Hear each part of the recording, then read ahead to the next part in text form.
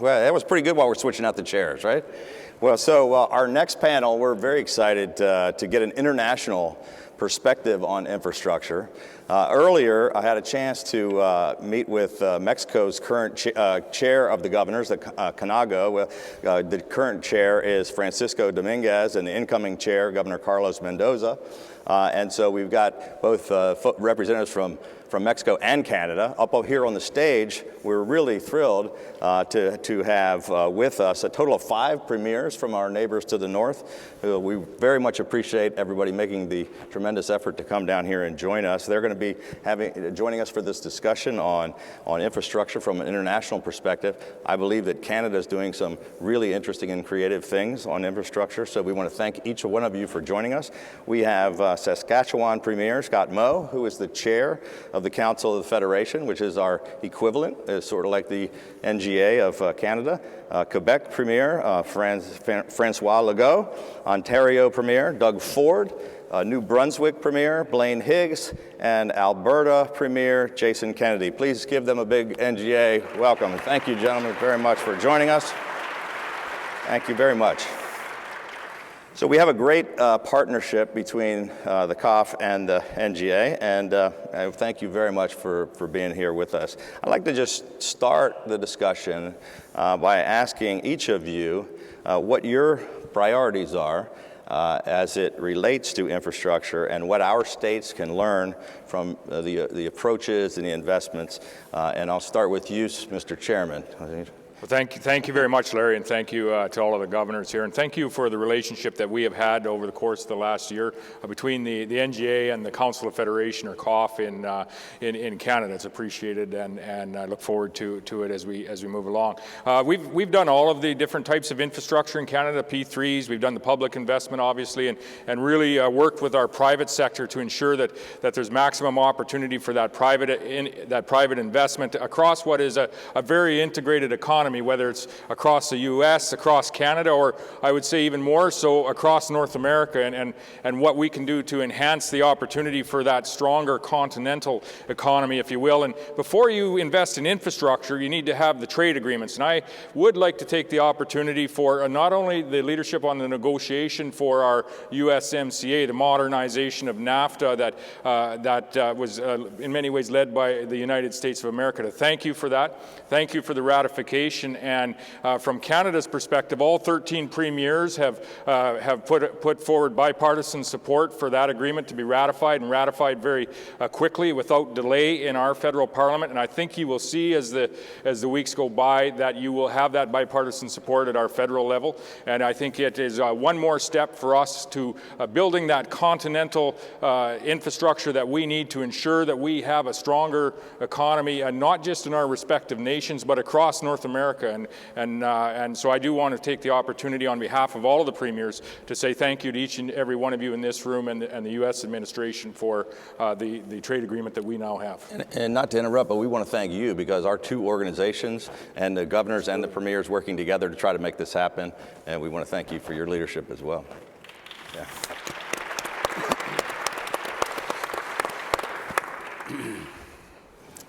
So we're just going to go down the line and let each of you go ahead and tell us what... My name is Francois Legualt. I'm the Premier of Quebec, so Quebec includes Montreal.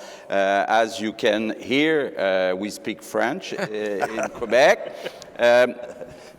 I'm a new Premier. I was an entrepreneur, and I started a new party. And last year, we won a majority government for the next 4 years. So now I have to deliver the goods. And maybe 2 subjects rapidly that I would like to chat with you. First, transportation. Large cities in North America will invest a lot in trains, streetcars, subways in the next few years. And there are 4 major companies in the world. You have a company in China called CRRC. You have a company in Germany called Siemens. You have a company in France called Alstom. And you have a company in Quebec called Bombardier. There's no U.S. company making those products. So I think there's a great opportunity to work together to build a champion of these products in North America. But right now, we have a challenge with Buy America and Buy American. The requirement of 70% doesn't permit us to integrate our companies together. Second subject, very rapidly, hydroelectricity. Quebec has very large surpluses of hydroelectricity. We already have agreements with Vermont, with Massachusetts, with New York, and we're in negotiation with Mr. de Blasio at the City of New York to export more hydroelectricity, cheap and clean energy. Thank you. Thank you very much, Premier Ford. Well, first of all, thank you, Governor Hogan, for inviting us down here, and I know on April 21st, April 23rd. Yeah, make the plug. I got to make the plug here. Thank you. Yes, We invite all the governors up to Toronto. It's one of the most beautiful cities in the world, and I invite the folks listening to us to come up as well. I just want to mention to all our governors. The next summit of our infrastructure tour. That's right. You're going to be hosting us. And we have some of the experts. We are experts when it comes to P3s, public-private partnerships. We do over $300 billion a year, Ontario alone, with the United States. If we were a standalone country, we'd be the third largest trading partner to the U.S. We're the #1 customer to 19 states. We're #2 to 9 other states. And we'd love to have you come up, sit down and talk about public-private partnerships. Our government is investing $144 billion. I'm going to repeat that, $144 billion into infrastructure. I think that's one of the highest in North America. We're focusing right now on 32 projects with P3s totaling $64 billion. Areas like transit, we're building one of the largest subway systems in North America to add on to our great subway system of $28.5 billion.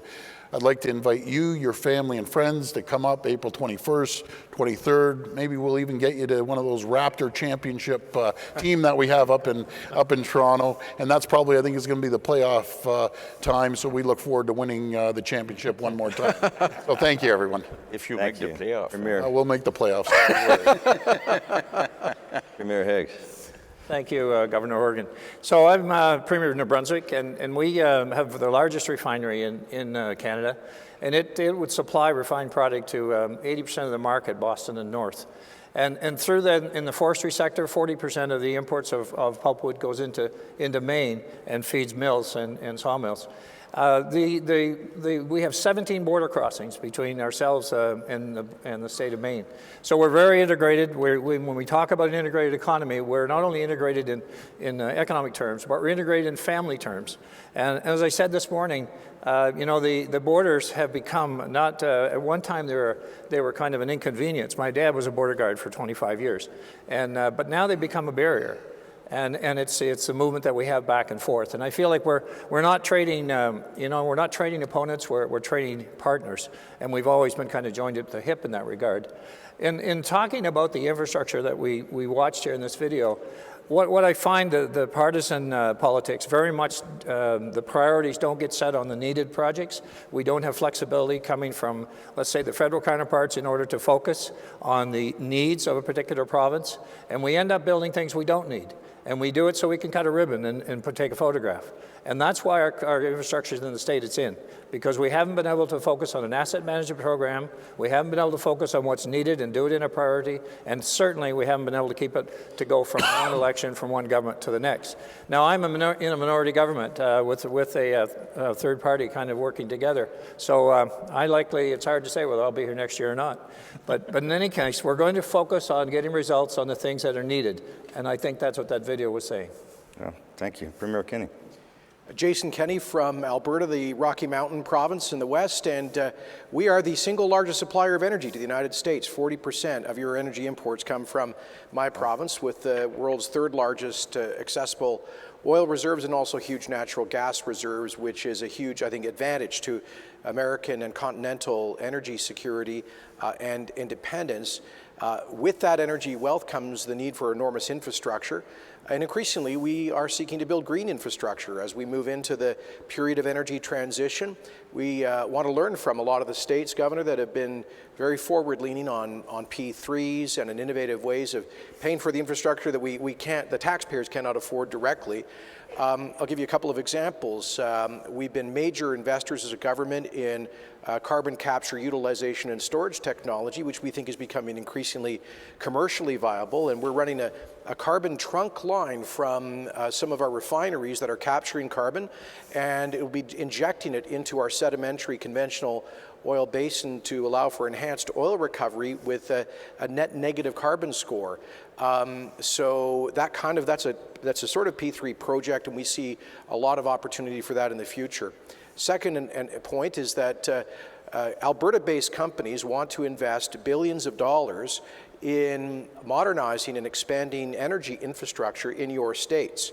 For example, Enbridge, the largest pipeline company in North America based in Alberta, is seeking to spend $600 million to modernize the Line 5 project that's 60 years old under the Straits of Mackinac, to make it safe, buried it under the lake bed, to be a reliable supplier of energy to the upper Midwest for years to come.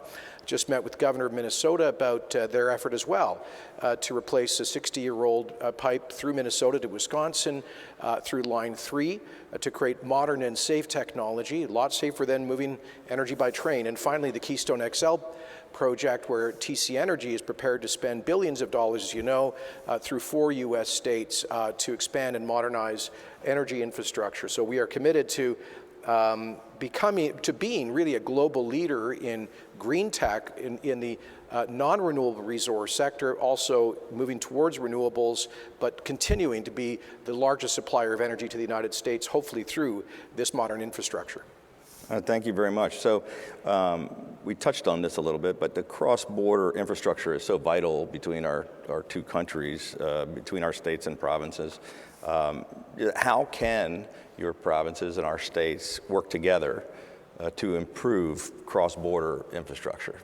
I'll start with you, Chairman Moe. Well, I would say we keep discussing on the state to province level as well as at our federal administrations. Listen, the benefits are just too large to walk away from. And for instance, you can start with air, of course, but road and rail infrastructure, of which we desperately need going across the border, and our border ports, of which we've had some discussions on over the course of the late last year with Governor Bullock and others. But we need the road and rail infrastructure so we can bring in those big red tractors and those green combines from Illinois so that we can grow our oats and our canola and send that back down to be refined into canola oil and oats, and then create jobs in Iowa and other places in the U.S. so that we can ship this agri-food product then around the world. And you can see how it's beneficial for not only us in Canada but for the agri-food processing sector in the U.S. Well, the same holds true, and we would be likely the second largest energy producer in the nation, barring possibly Newfoundland. We're back and forth a little bit, but the energy infrastructure that crosses our borders, and we're doing some within the nation as well. We're just approved for the TMX pipeline going out to the west coast of Canada. But the Keystone XL pipeline, for example, I think we need to remember that same narrative of adding value to a North American energy product down in the Gulf Coast, and then shipping that not only to North Americans to utilize, but around the world. And we need to remember what that product is. It is one of the most sustainable products available compared to products that are coming from other areas around the world.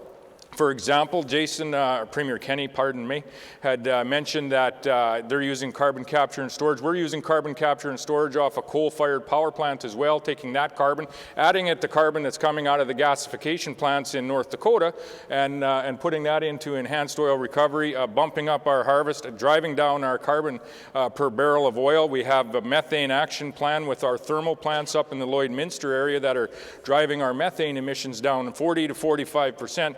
That's That's the energy that's going in that pipe alongside other energy that is picked up in Montana and North Dakota along the way, and putting people to work with good careers down in the Gulf Coast, putting people in Texas and Louisiana to work in providing those jobs and providing the world with comparatively much more sustainable products. So the benefit of us working together with these cross-border efforts is truly beneficial. And I would summarize it with this.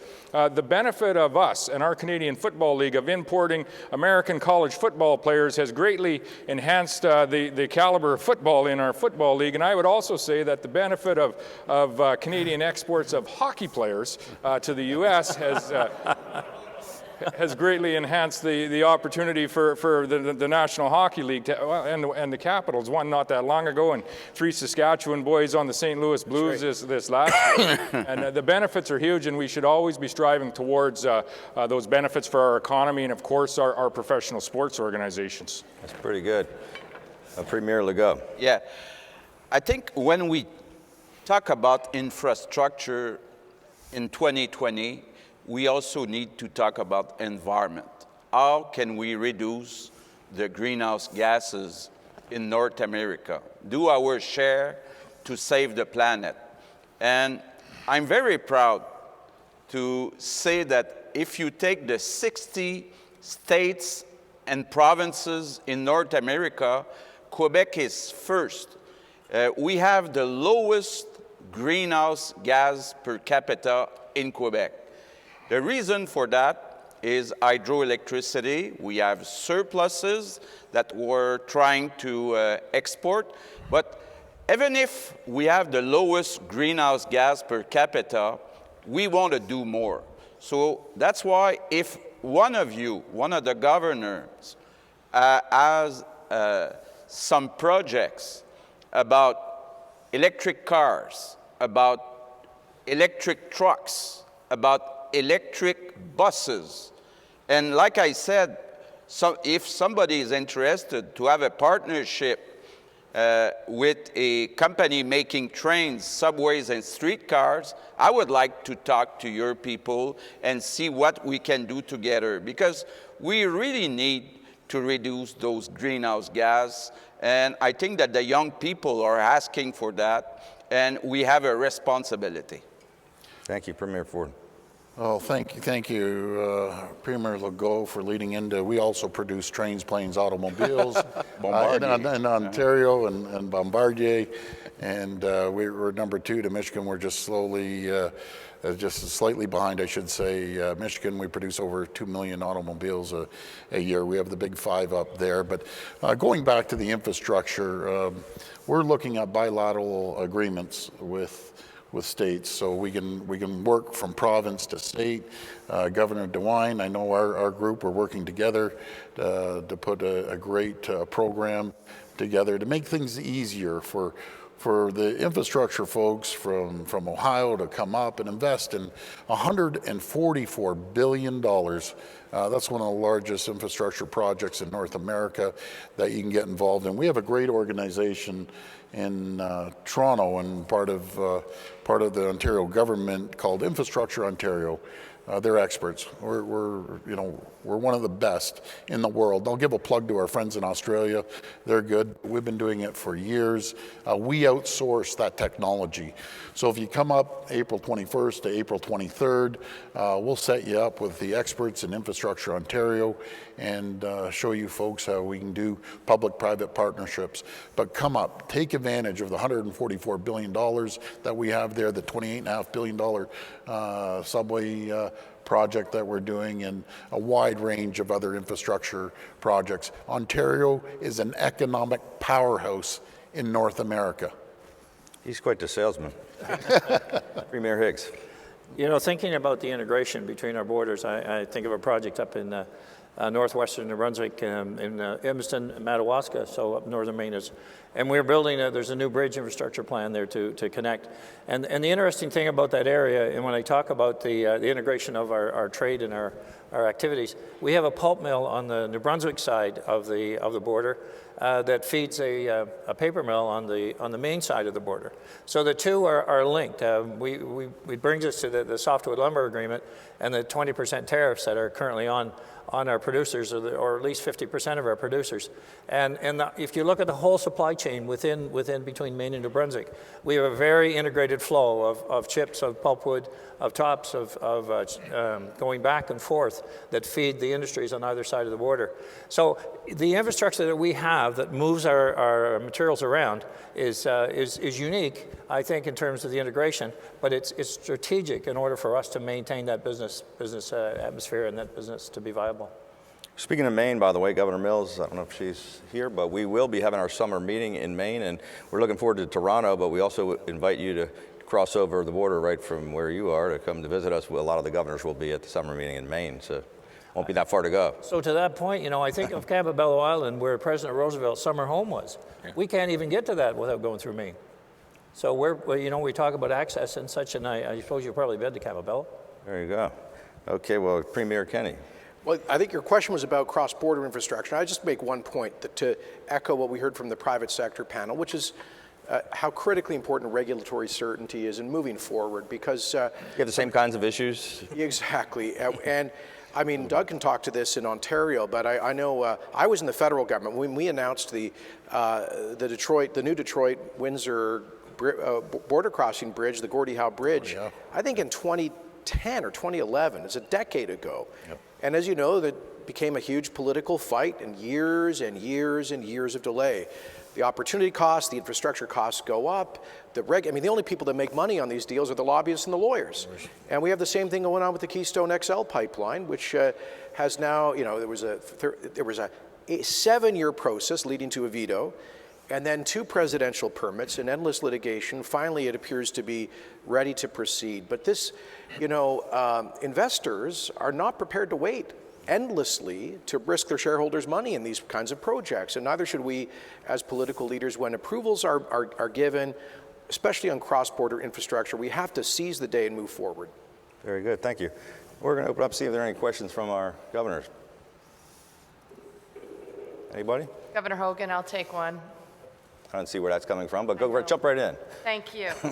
I'm curious for the premiers, as you are developing and implementing infrastructure projects, I'm curious what your process is in terms of consultation with your First Nations and your partnerships with your First Nations as you're developing these projects. Well, I can speak to that quickly, and I know Premier Kenney will have some words as well, as he has developed some very positive relations and processes with the Indigenous communities in Alberta. We have, I'll use our forestry sector as an example. In the northern areas where I live of Saskatchewan, it's actually central Saskatchewan, but everyone refers to it as the northern areas, where we have really integrated the Indigenous communities and people into the forestry sector. We actually have about a 35% employment rate in the forestry sector. They own businesses that are operating in that sector now, and it's been a successful partnership. It compares across the nation to about a 4% saturation of Indigenous employment in that particular sector. So it's been successful.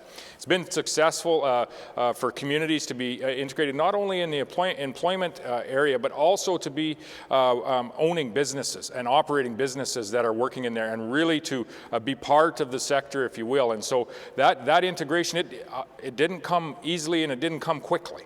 It came through long conversations and sometimes 2 steps forward, 1 step backwards, but it was most certainly worth it. We have a similar story to tell when it comes to the integration in our uranium mining industry in the northern areas of Saskatchewan as well, another clean fuel source, where they were running about 46%, I believe, was northern and Aboriginal employment in that industry, with the companies, again, that had worked very hard to achieve those numbers.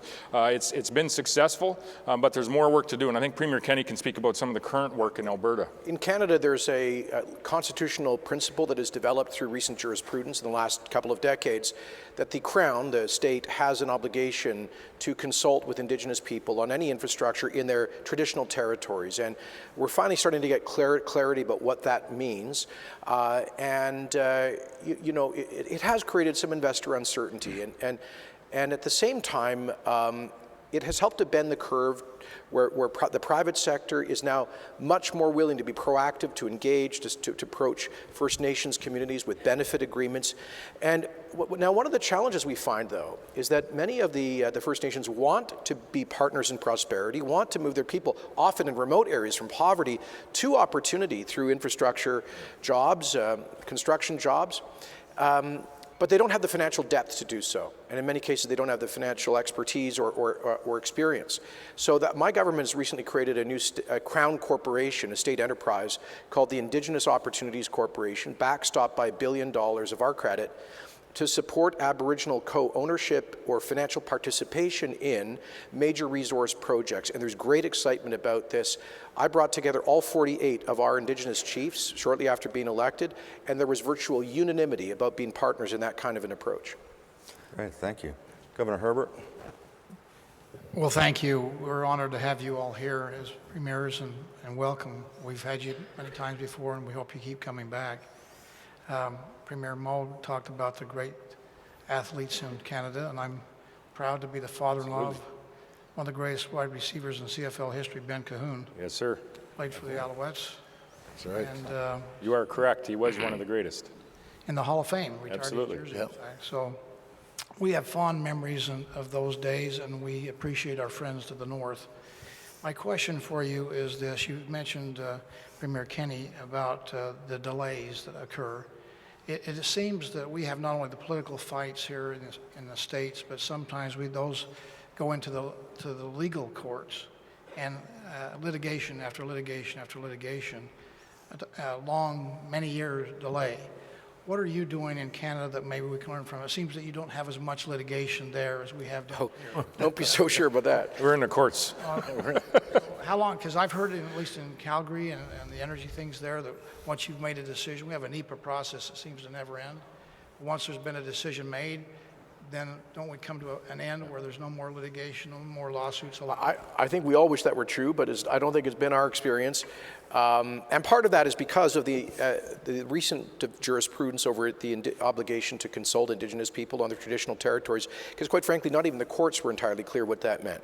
But we had a very important legal decision earlier this week, it was on Tuesday, where the Federal Appeals Court said, as long as there's a good faith effort to consult with Indigenous people, once a decision has been made as being in the public interest, you must proceed.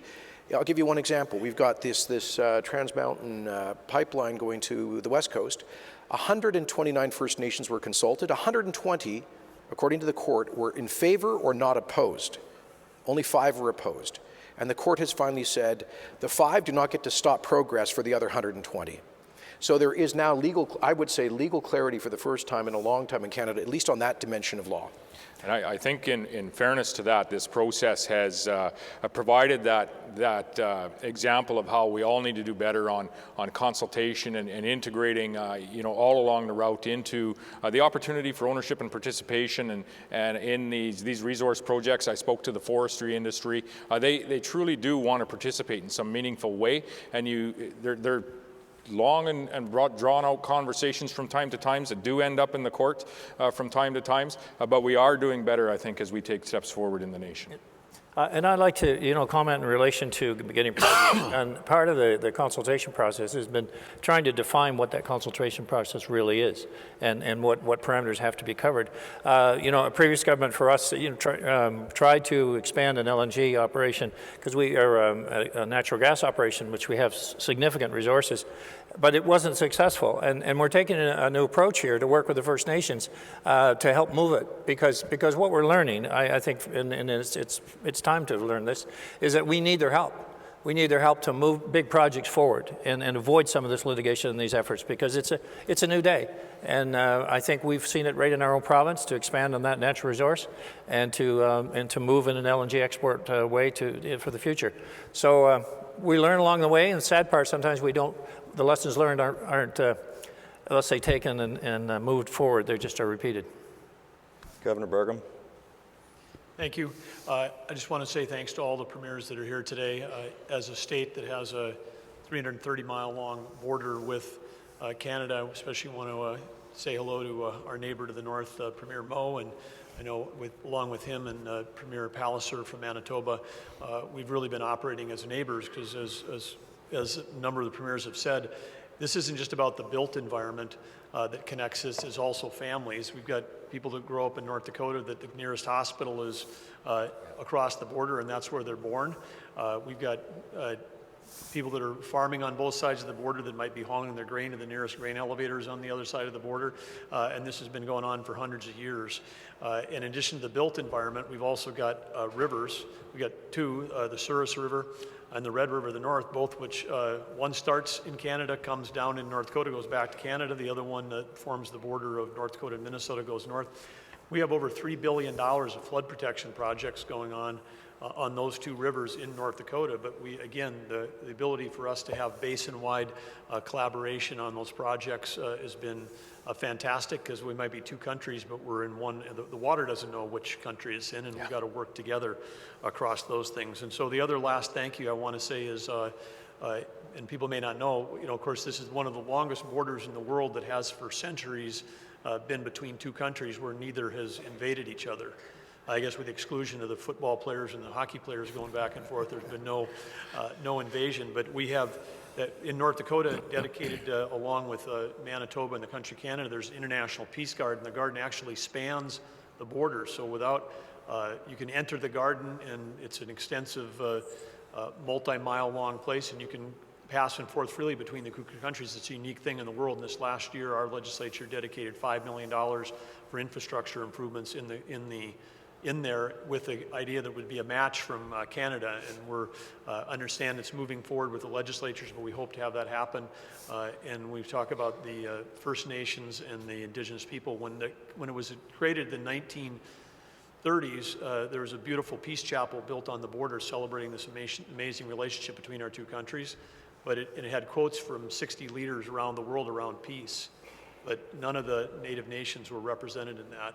And so we're also going through the process of reestablishing through flag ceremonies and quotes to get the Native nations included in that. So we appreciate on a number of fronts the great partnership with our neighbors to the north. And the last thing I'd say, we have a booming economy in North Dakota. We have 30,000 jobs open. All my governors around the table say, well, we don't have to worry about any of our people ever moving all the way up north to North Dakota to go to work. And so I've told Premier Palliser and the mayor of Manitoba, or mayor of Winnipeg, that we're only looking for 30,000 people to move south to North Dakota to fill all those jobs. So we've got our solution to our workforce all figured out. But thank you.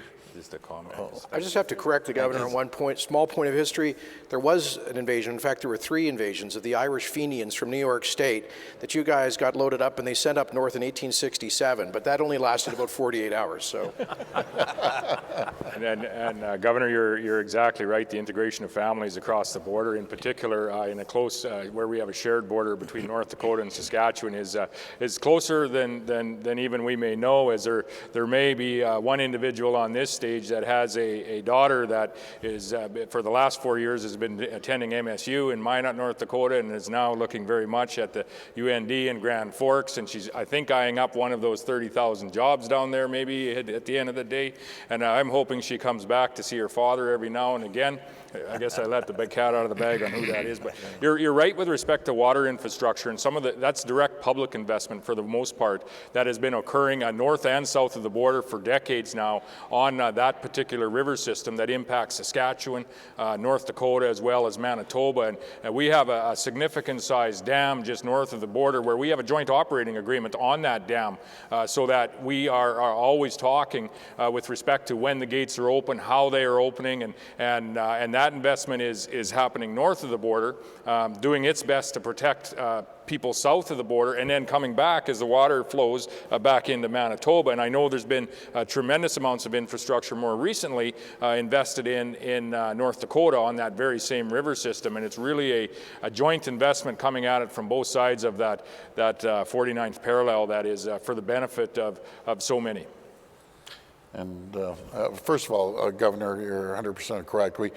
We have the largest unprotected border in the entire world. There's no two countries that are more intertwined like this than Canada and the United States. And I know I can speak for all of us. We're so grateful to have the greatest neighbor in the entire world, the United States. One thing, Governor, we need 250,000 people up in Ontario to fill the jobs. So after you get your 30,000, send the 250,000 up to Ontario. But If they came from North Dakota to Ontario, they'd be going down, not up. yeah, I meant all the states. Bring them up. I love them. We have maybe time for one last question, if anybody has one. Let me just quickly, we're just about out of time, but we talked about the USMCA. Anybody want to just weigh in on what this might mean, or just touch on kind of where you are in the process, how long it's going to take to get it done, what it's going to mean for you and for us? On the process, several of us met with Representative Lighthizer yesterday and with our Deputy Prime Minister, Chrystia Freeland, and we committed to do everything we can to accelerate this through Parliament. It is just been sent to committee. There was a federal election, so we were a little bit behind the curve in terms of getting this done. Yeah. But all 13 premiers, as the Premier Moe's mentioned, we've committed to try to get this accelerated, and I hope within a matter of days. Wonderful. I hope, anyway. Yeah. Well, like I say, 13 premiers from all different political stripes are firmly behind this agreement, representing every square inch of Canada and representing collectively every single Canadian. So this is an important agreement that all Canadians are behind, and we look forward to having at least an initiative in the next number of days, and then it will flow through our parliamentary process, which does take a little bit of time, but ultimately, it is going to be ratified here in short order. Oh, that's fantastic. So we're going to take about a 15-minute break before our keynote address by Secretary of State Mike Pompeo. Please join me in giving a big NGA thank you to our premiers for joining us for this panel. That was great. Thank you very much. Thank you very much.